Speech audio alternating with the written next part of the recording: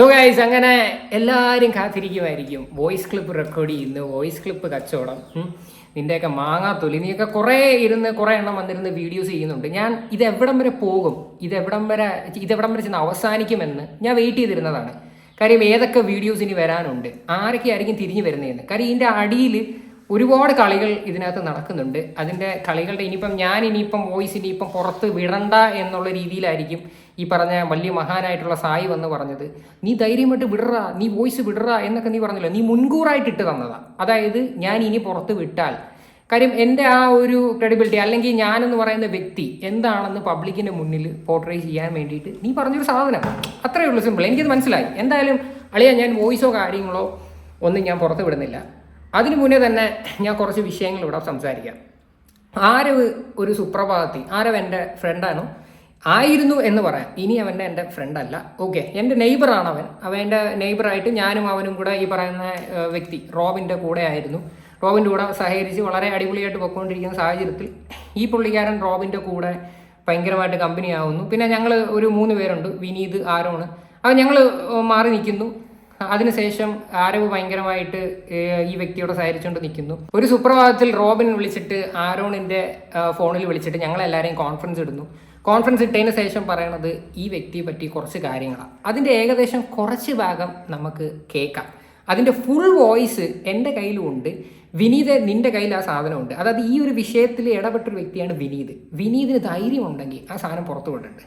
കാര്യം വിനീത് ഉൾപ്പെടെ ഈ ഒരു വിഷയത്തിനകത്ത് ഉണ്ടായിരുന്നതാണ്. എന്തുകൊണ്ട് ഞാൻ മാത്രം ഇങ്ങനെ ചെയ്തു, ഞാനാണ് ഈ പറയുന്ന ചിന്തുവിൻ്റെ, അതായത് ആരവിൻ്റെ, ചിന്തു മോഹൻദാസ് എന്നാണ് പേര്. അപ്പം ചിന്തുവിൻ്റെ ലൈഫ് എന്തിനു ഞാൻ മാത്രം തകർത്തു, അവൻ്റെ ജീവിതം ഉണ്ടായിരുന്നു, അവന് കുടുംബം ഉണ്ടെന്നൊക്കെ അവൻ കിടന്ന് പറയുന്നു. ആരാണ് തകർത്തെ എന്നുള്ളൊരു കാര്യത്തിൽ വ്യക്തമായിട്ട് നിങ്ങൾക്ക് ഞാനൊരു ചെറിയ വോയിസ് ഞാൻ കേൾപ്പിച്ചു തരാം.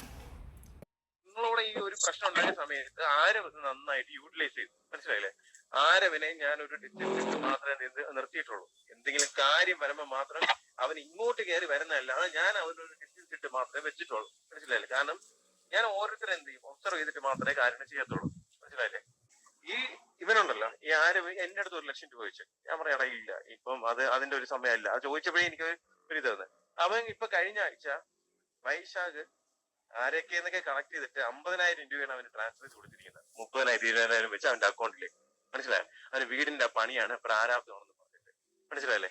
ഈ ഡാഷ് മോൻ നിങ്ങളെ പറ്റി എന്താ പറഞ്ഞേക്കുന്നതെന്ന് അറിയാവോ? ഞാൻ പറഞ്ഞേക്കുന്നത്, നിങ്ങളെല്ലാം കൂടെ വീഡിയോ ഒരു കോൺഫറൻസ് കോൾ ചെയ്ത സമയത്ത് സൂരജും ഉണ്ടായിരുന്നു. ആ സമയത്ത് നിങ്ങള് 10 ലക്ഷം രൂപയ്ക്ക് ദിൽഷയുടെ ഡീഗ്രേഡിങ് കുറയ്ക്കണമെന്നുണ്ടെങ്കിൽ 10 ലക്ഷം രൂപ വേണോന്ന് പറഞ്ഞിട്ട് ചോദിച്ചത് എന്നാണ് ഇവൻ എന്ത് ചെയ്ത പറഞ്ഞത്. അവൻ ഒരുപാട് സ്ത്രീകളെടുത്തും ഒരുപാട് പേരെടുത്തും എന്റെ പേരും പറഞ്ഞ് യൂസ് ചെയ്യുന്നുണ്ടായിരുന്നു, മനസ്സിലായില്ലേ? പലരുടെയും വീട്ടിൽ പോകാറുണ്ട് എന്റെ പേരും പറഞ്ഞു, മനസ്സിലായില്ലേ? പലരുടെയും വീട്ടിൽ, എന്നെ ഇഷ്ടപ്പെടുന്ന പലരുടെയും വീട്ടിൽ പോയി ഇവൻ എന്ത് ചെയ്യും, സ്റ്റേ ചെയ്യും, ആഹാരം കഴിക്കും, മനസ്സിലായ? അത് പിന്നെ അളിയന്റെ മോനാണ്. ഞാൻ പറഞ്ഞടാ, അവിടെ വീട്ടിൽ കേട്ടിട്ട് പുള്ളിക്കാരൻ അങ്ങനെ ഉറക്കേണ്ട കാര്യമില്ല, അതിനും വേണ്ടിയുള്ള ബന്ധമില്ല. ഞാൻ അങ്ങനെ തന്നെ പറഞ്ഞു, ഞാൻ പറഞ്ഞു. അപ്പോഴത്തേക്ക് അവൻ പറഞ്ഞ് എന്നാലും അതാണ് അതിന്റെ ഒരു മര്യാദ, നിന്റെ വീട്ടിലൊരാള് വന്നിട്ട് രാത്രിയില് പോവാന്ന് പറയുമ്പോ അങ്ങനെ ചെയ്യാൻ പറ്റത്തില്ല, മനസ്സിലായില്ലേ? അവൻ എന്ത് വിശ്വസിച്ച് ഞാൻ കിടത്തണം ഇതേപോലത്തെ ഉള്ളവരുടെ? ഇപ്പൊ ഈ തരിസമം കാണിക്കുന്ന ഞാൻ പുറത്ത് അവിടെ കിടത്തണം അവന്റെ വീടിനകത്ത്.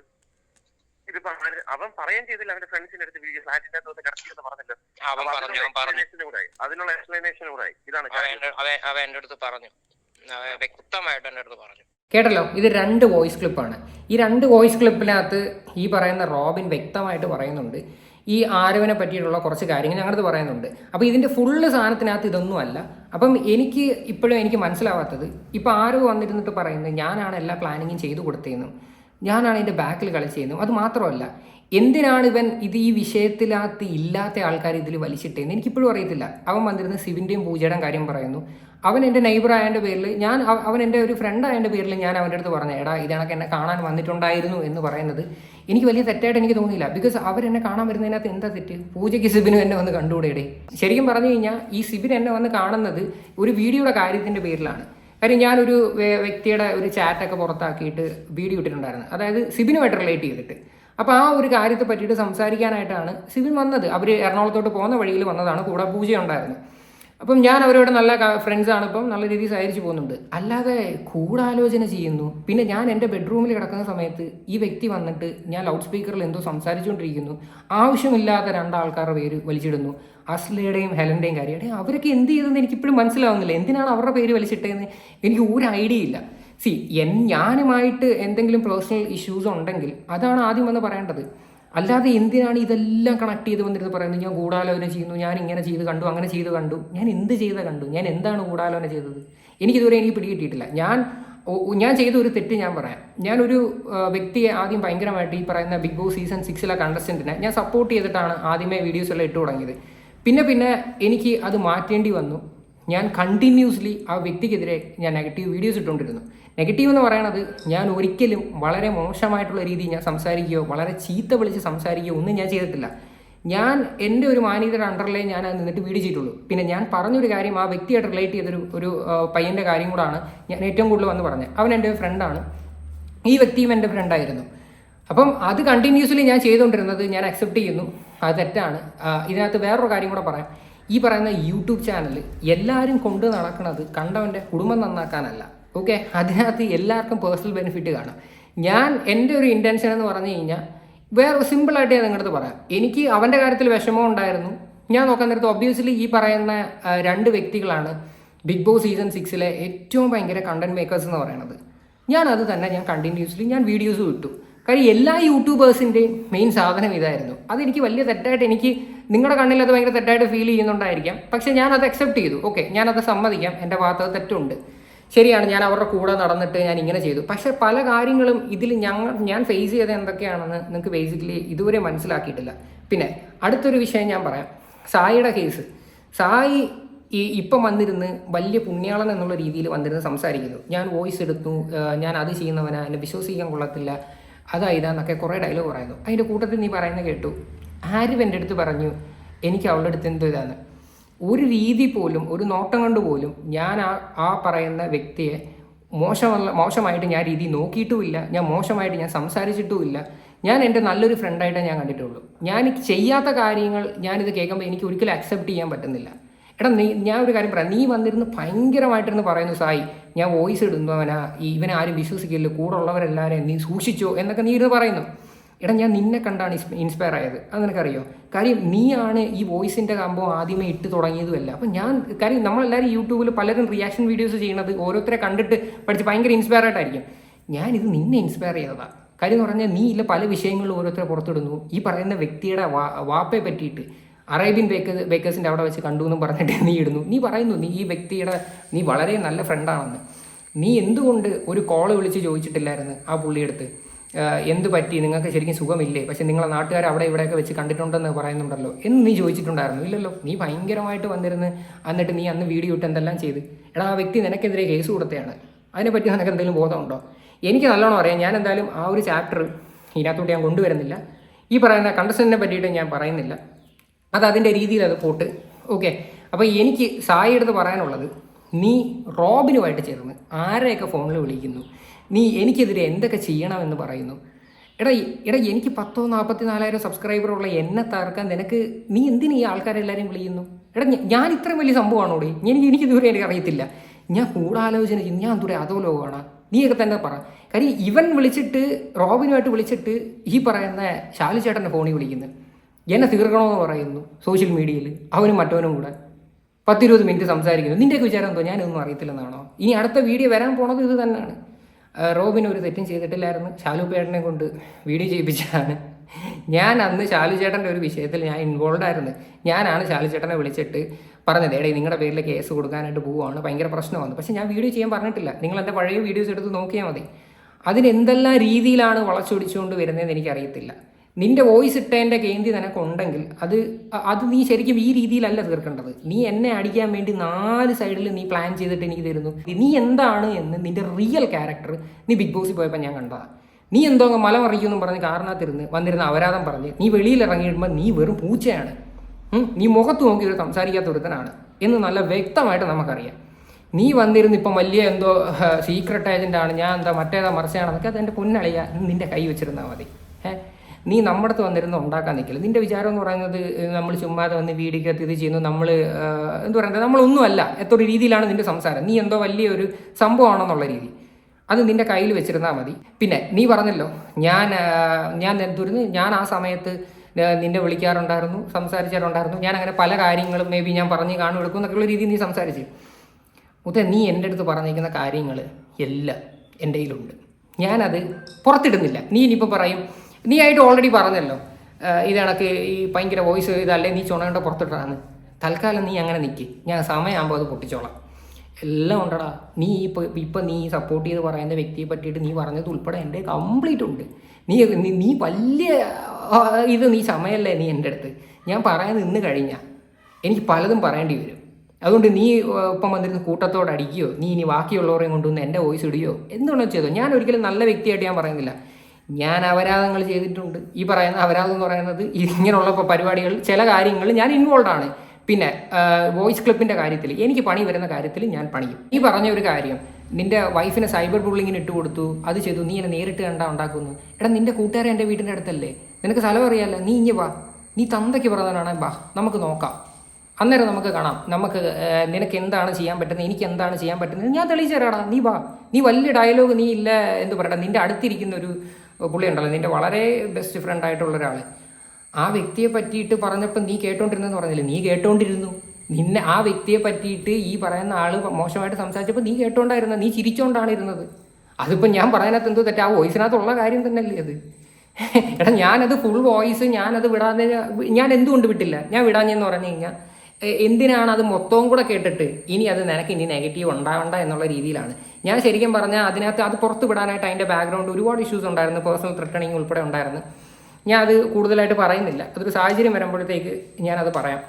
പക്ഷേ ഇപ്പം സായി, നീ എന്നെ തകർക്കാനായിട്ട് ഈ ശത്രുവിൻ്റെ ശത്രു മിത്രോ എന്ന് പറയുന്ന കണക്ക് എൻ്റെ ശത്രുവിനെ കൂട്ടുപിടിച്ചിട്ട് നീ കളിക്കുന്ന കളിയുണ്ടല്ലേ, വളരെ നാറിയ കളി, അത് ആർക്കും അറിയില്ല എന്ന് നീ ചിന്തിക്കരുത്. എല്ലാ കാര്യങ്ങളും നമുക്കറിയാം. നീ കാട്ടിക്കൂട്ടുന്ന എന്താണ്, നീ ഇനി ചെയ്യാൻ പോകുന്ന എന്താണ്, നീ ആരെയൊക്കെ വിളിച്ചിട്ട് ചെയ്യുന്നു. എടാ, നിൻ്റെ കോള് ബാക്കിയുള്ളവർ റെക്കോർഡ് ചെയ്യുന്നുണ്ടോ? നീ വിചാരിച്ചാ നിൻ്റെ കോള് ആരും റെക്കോർഡ് ചെയ്യുന്നില്ലെന്നാണ് വിചാരിച്ചത്? ഞാൻ മാത്രമല്ല റെക്കോർഡ് ചെയ്യുന്നത്, പലരും നിൻ്റെ കാര്യം റെക്കോർഡ് ചെയ്യുന്നുണ്ട്. നീ വിളിച്ചിട്ട് എനിക്ക് അഗെയിൻസ്റ്റ് പറഞ്ഞിട്ടുള്ള എല്ലാ സാധനങ്ങളും റെക്കോർഡ് ചെയ്യുന്നുണ്ട്. അതുകൊണ്ട് മോൻ ഒന്നുകൊണ്ട് വിഷമിക്കണ്ട കേട്ടോ, എല്ലാ കാര്യങ്ങളും നമ്മുടെ കയ്യിലും കിട്ടും. പിന്നെ വേറൊരു കാര്യം, നീ ഇപ്പോൾ ഇനി അടുത്തൊരു വീഡിയോ പൊക്കി പിടിച്ചുകൊണ്ട് വരുമല്ലോ, ഈ പറയുന്ന റോബിൻ്റെ, നീ എന്താണ് ചെയ്യാൻ പോകുന്നതെന്നും നീ എങ്ങനെയാണ് ആ സാധനം നീ എക്സിക്യൂട്ട് ചെയ്തേക്കുന്നത് എനിക്ക് നല്ല വൃത്തിയായിട്ട് അറിയാം മോനെ. നീ ആ പറഞ്ഞിരിക്കുന്ന സാധനങ്ങളെല്ലാം സേഫായിട്ട് എൻ്റെ കയ്യിലുണ്ട്. ഓക്കെ, നീ ധൈര്യമായിട്ട് ഇട്ടോടാ. അന്നേരം ഞാൻ എന്തൊക്കെ പൊട്ടിക്കാൻ പറ്റുമെന്നുള്ളത് ഞാൻ പൊട്ടിച്ചോളാം. ഇമാതിരി ഉടായിപ്പായിട്ട് ഇറങ്ങുമ്പോഴത്തേക്ക് നീ നിൻ്റെ ഭാവം കൂടെ ക്ലിയർ ആണോ നോക്ക്. നീ വളരെ സത്യസന്ധനാണെങ്കിൽ നിനക്ക് ഇതൊക്കെ പറയാനുള്ള റൈറ്റ്സ് ഉണ്ട്. ഇതില്ലാതെ ഓരോരുത്തരെ പറ്റിയിട്ട് നീ ഇങ്ങനെ ഒന്ന് പറയാൻ പോകണ്ടല്ലോ, അത് കാണിക്കുന്ന വെറും തന്തയില്ലാത്തവരായിട്ടാണ് ഞാൻ പറയത്തുള്ളൂ. അത് നീ ആദ്യം ആലോചിക്കുക. പിന്നെ വോയിസിൻ്റെ കാര്യങ്ങൾ നിങ്ങൾ പറയുന്നു, വിജിരാജിൻ്റെ കേസ്, വിജിരാജ് അറസ്റ്റായി, ഈ പറയുന്ന റോബിൻ കേസ് കൊടുത്തിട്ടാണ് നിൻ്റെ അടുത്തൊക്കെ ആരാ പറഞ്ഞത്? വിജിരാജിനെ അറസ്റ്റ് ചെയ്തത് റോബിൻ്റെ വീട്ടുകാർ കൊടുത്ത കേസിലാണ്. വിജിരാജ് പച്ചത്തെറി എഴുതി വെച്ച് റോബിൻ്റെ അമ്മയെ പറ്റിയിട്ട്. അങ്ങനെയാണ് അയിരൂർ സ്റ്റേഷനിൽ കംപ്ലൈൻറ്റ് എടുക്കുന്നതും അതിൻ്റെ പേരിൽ വിജിരാജിനെ പോലീസുകാർ കൊണ്ടുപോകുന്നതും അത് FIR ഇടുന്നതും. അത് നേരെ നീയൊക്കെ ട്വിസ്റ്റ് ചെയ്ത് അതങ്ങനെ ആക്കി. അവൻ തന്നെ അവൻ്റെ ചാനലിനകത്ത് പറഞ്ഞിട്ടുണ്ട്. നീയൊക്കെ കണ്ടിട്ടില്ലെങ്കിൽ അതും കൂടി ഒന്ന് കാണും. പിന്നെ എൻ്റെ ഭാഗത്തുനിന്ന് കുറേ വോയിസ് ഇതൊക്കെ വന്നെന്ന് പറയുന്നത് അഫ്കോഴ്സ് ഇതൊക്കെ ഒരു ഗ്രൂപ്പിൽ പ്ലേ ചെയ്ത സംഭവമാണ്. അതെങ്ങനെ വോയിസിൻ്റെ പേരിൽ എനിക്ക് കേസ് വരുമെന്ന് അറിയത്തില്ല. എനിക്കെതിരെയുള്ള അലിഗേഷൻ എന്ന് പറഞ്ഞാൽ ഇന്ന ആളുടെ സെലിബ്രിറ്റിയുടെ അച്ഛനും അമ്മയ്ക്കും തെറി പറഞ്ഞു അല്ലെങ്കിൽ മോശമായിട്ട് പറഞ്ഞു എന്നുള്ള കാര്യമാണ്. അപ്പോൾ അത് അവർ പറയുന്നതാണ്. ഞാൻ ആ വ്യക്തിയാണെന്നോ അല്ലെങ്കിൽ ആ വ്യക്തിയെ പറഞ്ഞു എന്നോ തെളിയിക്കാവുന്ന ഒരു രീതിയിലുള്ള എവിഡൻസ് ഉള്ള കാര്യങ്ങളല്ല. കേട്ടല്ലേ, അവൻ തന്നെ പറയുന്നുണ്ട്. ഇനി നിങ്ങൾക്ക് സംശയമുണ്ടെങ്കിൽ ഈ പറയുന്ന അയിരൂർ സ്റ്റേഷനിൽ വിളിച്ച് അന്വേഷിക്കുക, എന്തിനാണ് വിജിരാജ് എന്ന് പറയുന്ന വ്യക്തിയെ അറസ്റ്റ് ചെയ്തതെന്ന്. ഇതേപോലെ ഒക്കെ വന്നിരുന്ന് അടിച്ചിറക്കുമ്പോഴത്തേക്ക് എന്തെങ്കിലുമൊക്കെ അന്വേഷിക്കുക. പിന്നെ വോയിസിൻ്റെ കാര്യങ്ങൾ അത് ഇത് ഞാൻ ഉള്ള കാര്യം പറയാം. എൻ്റെ അടുത്ത് വിളിച്ചിട്ട് ഈ പറയുന്ന രീതിയിൽ അപരാധങ്ങൾ പറയാൻ നിൽക്കുന്ന ടീമുകളുടെ അടുത്ത് ഞാൻ മെയിനായിട്ട് പറയാം, എനിക്ക് പണി തോന്നുന്ന കാര്യങ്ങൾ ഞാൻ ഉറപ്പായിട്ടും റെക്കോർഡ് ചെയ്യും. ബിക്കോസ് എൻ്റെയും കാര്യങ്ങൾ കുറേ ആൾക്കാർ അങ്ങനെ ചെയ്തിട്ടുണ്ട്. ഒരു സമയത്ത് ഞാൻ വളരെ വിശ്വസിച്ച് സംസാരിക്കുന്ന കാര്യങ്ങൾ പലരും റെക്കോർഡ് ചെയ്തിട്ടുണ്ട്. അതേപോലെ തന്നെ എനിക്കും പണി കിട്ടുന്ന കാര്യങ്ങൾ ഞാൻ റെക്കോർഡ് ചെയ്ത് വെച്ചിട്ടുണ്ട്. അത് നിങ്ങളുടെ കണ്ണിൽ അത് ഭയങ്കര തെറ്റായിട്ടും അപരാധമായിട്ടും തോന്നുന്നത് എൻ്റെ ഇഷ്യൂസ് അല്ല. അതുകൊണ്ട് പറയുമ്പോഴത്തേക്ക് സ്വന്തം ഭാഗം കൂടെ ക്ലിയർ ആക്കിയിട്ട് പറയുന്നതായിരിക്കും. പിന്നെ ചിന്തുവിൻ്റെ അടുത്ത് എനിക്ക് പറയാനുള്ളൊരു കാര്യം, ചിന്തു നിന്നെ ഞാൻ വളരെ നല്ലൊരു ഫ്രണ്ടായിട്ടാണ് കണ്ടത്. കാര്യം ഒരു കഴിഞ്ഞ ആഴ്ച വരെ നീ എൻ്റെ ഫോണിൽ വിളിച്ചൊരു 1000 രൂപ കടം ചോദിച്ചത് എനിക്ക് ഇപ്പോഴും ഓർമ്മയുണ്ട്. അപ്പോഴത്തേക്ക് എന്നിട്ട് അതിലൊന്നും പറഞ്ഞിട്ട് അങ്ങോട്ട് ഫോൺ കട്ട് ചെയ്തിട്ട് അങ്ങോട്ട് പോയി. എന്നിട്ട് പിന്നെ നിന്നെ ഞാൻ കാണുന്നത് ഇതായിട്ടാണ് വരുന്നത്. നിന്നെ കൊണ്ട് ഞാൻ നിർബന്ധിച്ചിട്ട് സർദലിൻ്റെ വീഡിയോ ഇട്ടു എന്നൊക്കെയാണ് നീ വന്നിട്ട് ഡയലോഗ് അടിക്കുന്നത്. എടാ നിനക്ക് വയസ്സ് 10 15 അല്ല, എനിക്ക് 32 വയസ്സായി, നിനക്ക് 32 വയസ്സുണ്ട്. പിന്നെ എങ്ങനെയാടാ ഞാൻ മാത്രം നിർബന്ധിച്ച നീ എന്ത് ചെയ്തു? ആ സമയത്ത് ഞാൻ ഈ വ്യക്തിയെ പോയി കൊല്ലാൻ പറഞ്ഞാൽ നീ പോയി ചെയ്യൂ? നിനക്ക് ചിന്തിക്കാനുള്ള ബുദ്ധിയില്ലേ? ഈ എല്ലാം ഞാൻ പറഞ്ഞിട്ടാണ് ചെയ്യുന്നത്. എടാ നീ ഓൾറെഡി നിനക്ക് തന്നെ അറിയാം ആ സംഭവങ്ങൾ നടന്നിട്ടുള്ളതാണ്. അത് വെറുതെ ഉണ്ടാക്കിയ സാധനമല്ലെന്ന് നിനക്ക് 100% അറിയാം. പിന്നെ നീ എന്നെ അടിക്കാനും എന്നെ തകർക്കാനുമായിട്ട് എന്തിനാണ് ഇല്ലാത്ത കാര്യങ്ങൾ? അന്ന് നിന്നെ വെളുപ്പിക്കാൻ ഇറങ്ങിയതിൻ്റെ പേരിലാണ് പോലീസ് കേസ് ഉണ്ടായതും ഇതിനകത്ത് പല ആൾക്കാരും പെട്ടെന്ന് എന്തിനാ ചാലുപേടൻ്റെ പേരിൽ വരെ പോലീസ് കേസ് ഉണ്ടായതിനാ നിന്നെ വെളുപ്പിക്കുന്നതിൻ്റെ കേസിൽ വന്നതാണ്. അന്ന് പക്ഷേ ഈ പറയുന്ന റോബിൻ്റെ 11 മിനിറ്റ് വോയിസേ പുറത്ത് വിട്ടിട്ടുള്ളായിരുന്നു. അതിൻ്റെ 29 മിനിറ്റ് നീ കേട്ടിട്ടില്ലല്ലോ. അത് നീ ഒന്ന് കേട്ട് നോക്ക്. എന്തൊക്കെ അപരാധം നിന്നെ പറ്റി പറയുന്നുണ്ടെന്ന് നിനക്ക് അതിനകത്ത് മനസ്സിലാവും. ഞങ്ങളും പറഞ്ഞിട്ടുണ്ട്, പ്രത്യേകിച്ച് ഞാനും പറഞ്ഞിട്ടുണ്ട്. ഞാൻ വലിയ സംഭവങ്ങളായിട്ടൊന്നും പറഞ്ഞിട്ടില്ല, ഞാൻ പറഞ്ഞിട്ടുണ്ട്. എൻ്റെ പേര് ചിന്തു മോഹൻദാസ് എന്നാണെന്നും പിന്നെ കുറച്ച് കാര്യങ്ങൾ എനിക്കറിയാവുന്നത് ഞാൻ പറഞ്ഞിട്ടുണ്ട്. അല്ലാതെ നിന്നെ ഇങ്ങനെ ഇട്ട് കൊടുക്കുന്ന രീതിയിലോ നിന്നെ അങ്ങ് തകർക്കുന്ന രീതിയിലോ എല്ലാവരും വീഡിയോ ചെയ്യാൻ പറഞ്ഞിട്ട് പോലും ഞാൻ വീഡിയോ ചെയ്തിട്ടില്ല. ഞാൻ ഇതിനകത്ത് വ്യക്തമായിട്ട് റോബിൻ്റെ അടുത്ത് പറഞ്ഞ് അവനെൻ്റെ ഫ്രണ്ടാണ്, ഞാൻ ചെയ്യുന്നില്ല. ഇതിൻ്റെ സത്യാവസ്ഥ ഇതിനകത്ത് കുറച്ച് ആൾക്കാർക്കറിയാം. അപ്പോൾ ഇതിനകത്ത് ഇൻവോൾവ് ആയിട്ടുള്ള ആൾക്കാരാണ് ഞാൻ പറഞ്ഞത്. വിനീതായാലും ആരോണായാലും അവരെൻ്റെ ഫ്രണ്ട്സാണ്. ഈ വീഡിയോ വിനീതായാലും ആരോണായാലും നിങ്ങൾ കണ്ടിട്ടുണ്ടെങ്കിൽ അതിൻ്റെ ആ സത്യം നിങ്ങളായിട്ട് തന്നെ പറ. ഇതൊക്കെ കണ്ടിട്ടും കേട്ടിട്ടും നിങ്ങൾക്ക് തോന്നുന്നുണ്ടോ ഇത് ഉണ്ടാക്കിയ സാധനമാണെന്നും? നമ്മൾ പറഞ്ഞു കൊടുത്തതിൻ്റെ പേരിലാണ്, പ്രത്യേകിച്ച് ഞാൻ പറഞ്ഞു കൊടുത്തതിൻ്റെ പേരിലാണ് ഈ പറയുന്ന റോബിൻ ഇങ്ങനെ കാണിച്ചതെന്നല്ല. റോബിൻ അത് ആ പേഴ്സണൽ ആ ഒരു ഈ പറയുന്ന ചിന്തു ഫ്ലാറ്റിൽ കയറി 2 ലക്ഷം രൂപ കടം ചോദിച്ചു. ഇത് കണക്ക് ബിഗ് ബോസിൽ കയറ്റിയില്ലെങ്കിൽ അങ്ങനെ ഭീഷണിപ്പെടുത്തുന്ന എന്തൊക്കെയൊരു സാധനമാണത്. ഒരു 6 മിനിറ്റ് അങ്ങാണ്ടുണ്ട്, എനിക്ക് ഓർമ്മയില്ല, ഏകദേശം 1.5 വർഷത്തിന് മുന്നേ ഉള്ള സാധനം അത്. ആ ഒരു വോയിസ് അയച്ചു തരുന്നത് തന്നെ എൻ്റെ ഫോണിലോട്ടാണ്. എൻ്റെ ഫോണിലോട്ട് അയച്ച് അവർ ഈ പറയുന്ന വിനീതായാലും ആരാണോ അവർ പോയി വീഡിയോസ് ചെയ്തു. ഈ പറയുന്ന ആരവിനെതിരെ പണിഞ്ഞൊരു സാധനമാണത്.